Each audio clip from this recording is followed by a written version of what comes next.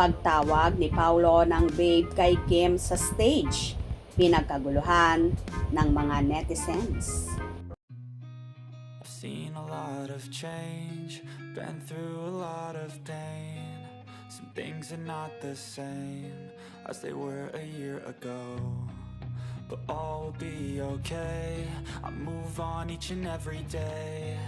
The past. Tila isang ngang indikasyon na ito na may totoo ng relasyon ang mga kapamilya stars at bida sa mga seryeng Linlang at What's Wrong with Secretary Kim na sina Kim Chiu at Paolo Avellino. Sa nagdaang show nila sa Toyota Arena sa Ontario, California noong nagdaang August 3, 2024 para sa Asap Natin To. Nag-trending nga ang napapabalitang magkasintahan kung saan huling-huli ang pagbuka ng bibig ni Paulo at pagtawag ng babe kay Kimi. Halos lahat nga ng galaw ng Kim Pao ay tila pinag-uusapan at binabantayan. Hindi pa kasi sila umaamin sa totoong estado ng relasyon nila ngayon sa publiko. Kaya naman, ang kanilang mga taga-suporta ay tila sokotiem sa pagmamatsyag sa dalawa.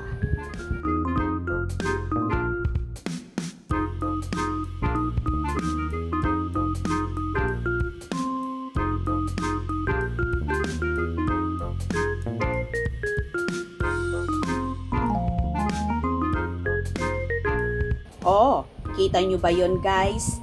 Diba?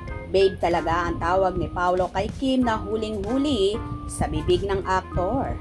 Hindi lang naman ito ang unang pagkakataon na nabigkas ni Paulo ang pagtawag ng babe kay Kimi.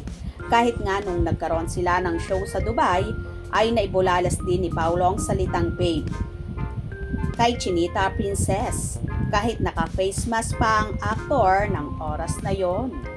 Samantala, inaabangan naman ng kanilang supporters ang muling pagpaparamdam ng dalawa dahil hanggang sa oras na ito ay wala pa rin silang updates kung nakauwi na ba ng Pilipinas or patuloy pa rin ang bakasyon nila sa Amerika kung saan nakipag-bonding pa rin sina Kim at Paulo sa anak ng huli na si Aki na pinatotohanan nga ng binatilyo na totoong ipinakilala na nga sa kanya si Kim.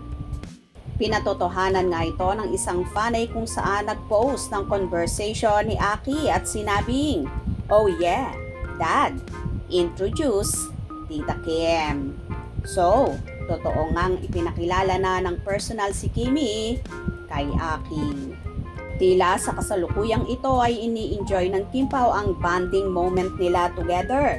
Dahil after nga ng bakasyon grande ay sasabak na naman sila sa trabaho at magpupromote nga sila ng gagawin nilang pelikula na soon to be announced sa mga detalye. Excited na rin ba kayo sa moving gagawin ng Kim Pao? For sure, marami na naman ang mai-inlove at kikiligin sa pelikula na ito, kaya naman palaging tumutok at huwag na huwag pahuhuli sa mga maiinit na kaganapan sa Kim Pao. Hope you enjoyed. Please subscribe for more info.